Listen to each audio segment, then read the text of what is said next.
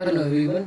आज के इस लेक्चर में हम कवर करने वाले हैं type of RTR ITR forms, यानी कि कौन बंदा कौन सी आईटीआर फिल करने के लिए एलिजिबल होता है ना, कौन सी किस बंदे को कौन सा आईटीआर फिल करना होता है, ठीक है ना, वो हम पढ़ने वाले हैं इस लेक्चर में।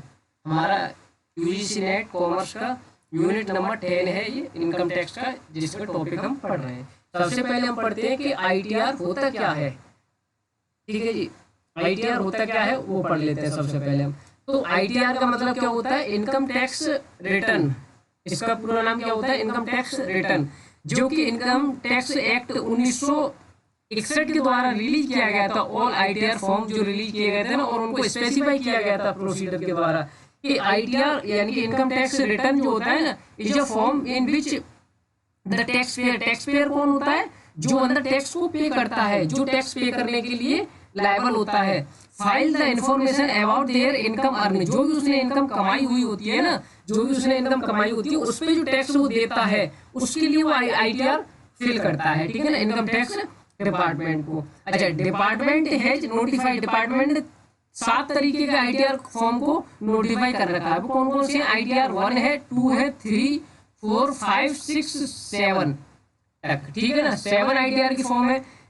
अब इनको एवरी टैक्स पेयर, यानी हर बंदा जो भी टैक्स पेयर होता है उसको आईटीआर फिल करना चाहिए बिफोर स्पेसिफाइड ड्यू डेट, यानी कि ड्यू डेट से पहले।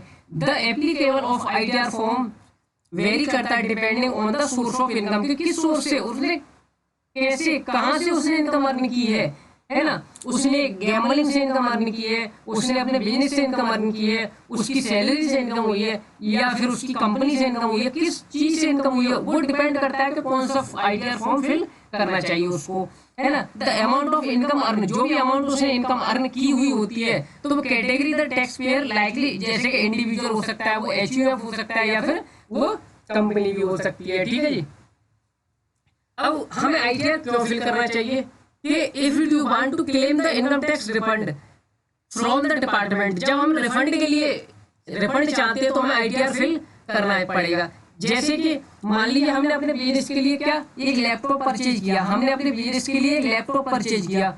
अब वो हमने बिजनेस का, जब हमने अपने जो आईटीआर में लगा दिया कि हमने जो लैपटॉप परचेज किया था, ठीक है ना, तो जब भी हम इनकम टैक्स पे करते हैं ना, तो हमारा जो वो होता है ना टैक्स का अपना जो जीएसटी नंबर होता है, तो जो उसको लगा के यहाँ पे तो डिस्काउंट ले लेते हैं, बट यहाँ पे जाके इनको रिफंड मिलता है। अब ऐसे ही उसमें मान ले लेते हैं किसमें कि टीडीएस कटता है ना, टीडीएस का भी लास्ट में रिफंड मिल जाता है, बाद में रिफंड मिल जाता है, तो उस चीज के लिए भी हम आईटीआर फिल करना चाहिए। इफ यू अर्न, जो भी हम income from and invested in the foreign assets, हमने विदेश में किसी भी संपत्ति में इन्वेस्टमेंट किया था, उस जो अर्न किया हमने, है ना, उसके लिए, उस बंदे के लिए भी ये करना पड़ता है।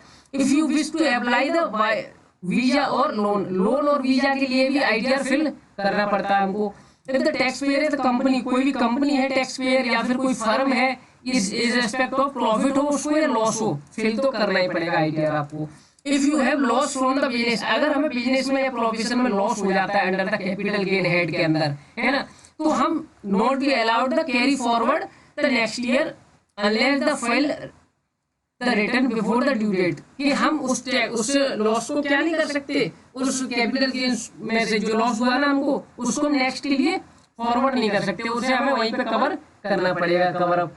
अब when it is mandatory to fill income tax return, यानी आईटीआर फिल करना इंडिया में क्या है, मैंडेटरी है। If your gross total income is more than the basic exemption limit. अब बेसिक एग्जम्पशन लिमिट कौन सी होती है? ये होती है।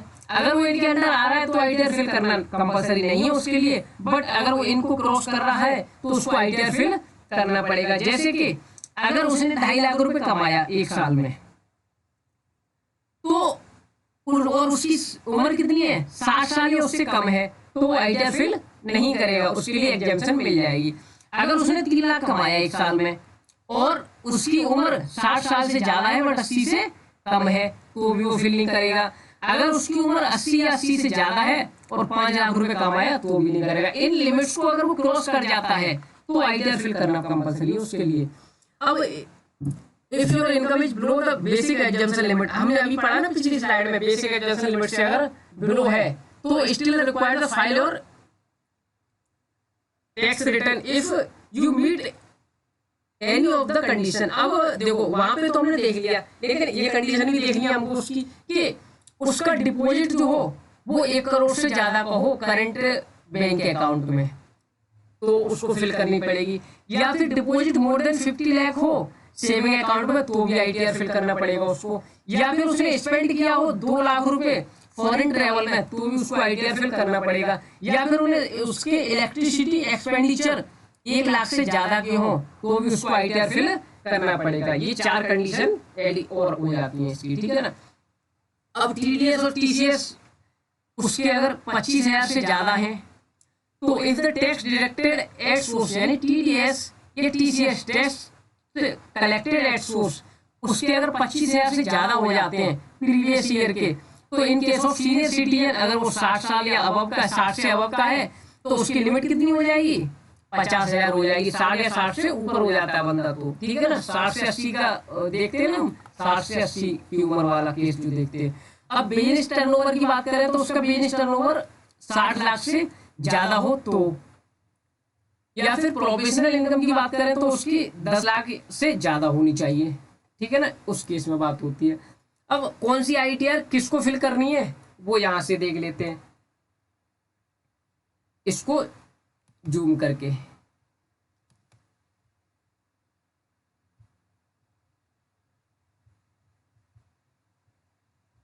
ठीक है, देखो आईटीआर 1 में क्या दे रखा है, आईटीआर 1 को पढ़ते हैं। आईटीआर 1 में दे रखा है कि रेसिडेंट हो इंडिविजुअल हैविंग इनकम, उसकी इनकम 50 लाख से कम है, 50 लाख या उससे कम है, तो आईटीआर 1 फिल करनी पड़ेगी आपको। उसकी इनकम सैलरी और पेंशन से हो सकती है, एक हाउस प्रॉपर्टी हो उसके पास, और अदर सोर्सेज से भी इनकम हो सकती है, तो उसको आईटीआर 1 फिल करना पड़ेगा, ठीक है ना। अब आते हैं आईटीआर 2 पे। आईटीआर 2 में क्या बोल रखा है कि उसकी income every income from ITR, उसकी इनकम अगर 50 लाख से ज्यादा है तो वो आईटीआर 2 फिल करेगा। देखो 50 या 50 से कम है तो आईटीआर 1 है, 50 से कम, और 50 से ज्यादा है तो आईटीआर 2 फिल करनी है। उसकी इनकम किससे होनी चाहिए? कैपिटल गेन से हो सकती है, एक से ज्यादा हाउस प्रॉपर्टी हो सकती है उसकी। बट अगर हमने उसमें पढ़ा था उस केस में, तो उसमें क्या पढ़ा था हमने, आईटीआर 1 में एक हाउस प्रॉपर्टी होगी, आईटीआर 2 में एक से ज्यादा हाउस प्रॉपर्टी भी हो सकती है, हमारी फॉरेन इनकम भी हो सकती है, फॉरेन एसेट्स भी हो सकती है, हमारी क्रिप्टो इनकम भी हो सकती है, हमारी होल्डिंग डिक्टेटरशिप हो सकती है हमारी किसी भी कंपनी में, या फिर होल्डिंग अनलिस्टेड इक्विटी शेयर भी हो सकते हैं।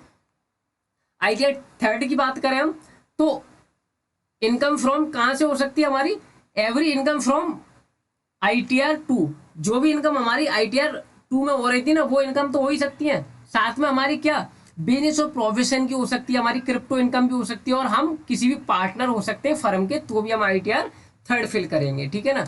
4 में अगर हम आए तो रेसिडेंट हो, इंडिविजुअल हो और एचयूएफ हो, और उसकी टोटल इनकम 50 लाख से कम हो। देखो फर्स्ट में भी 50 लाख से कम था, सेकंड में और फोर्थ में भी 50 लाख से कम है, बट और देखो सैलरी और पेंशन की आ गया, 1 हाउस प्रॉपर्टी आ गया, अदर देन भी आ गया, प्रीजम्पटिव इनकम भी और आ जाएगा यहाँ पे। तो देखो वहां पे रेसिडेंट इंडिविजुअल के लिए 1 था, और रेसिडेंट इंडिविजुअल या एचयूएफ की बात करें हम, वो प्रीजम्पटिव इनकम की बात करें तो आईटीआर 4 फिल करेगा वो बंदा। आईटीआर 5 पे आए अगर हम तो एप्लीकेबल टू, देखो फर्म हो, एलएलपी हो, एओपी हो और बीओआई हो, ये लोग आईटीआर 5 फिल करते हैं। आईटीआर 6 की बात करें हम तो company not claiming exemption under section 11, company 6 को फिल करती है। कंपनी वाले बंदे क्या करते हैं, जिनकी भी कंपनी है तो वो कंपनी क्या करती है, आईटीआर 6 फिल करती है, लेकिन उसने अंडर सेक्शन 11 में कुछ क्लेम दे रखे होते हैं, उसने एग्जाम्पशन ना ले रखी हो। आईटीआर 7 की बात करें तो 7 में याद रखना सिंपली कि section 139 subsection 4A, 139 subsection 4B, 139 subsection 4C और 4D, इनके अंडर जो आते हैं वो आईटीआर 7 फिल करते हैं, ठीक है जी।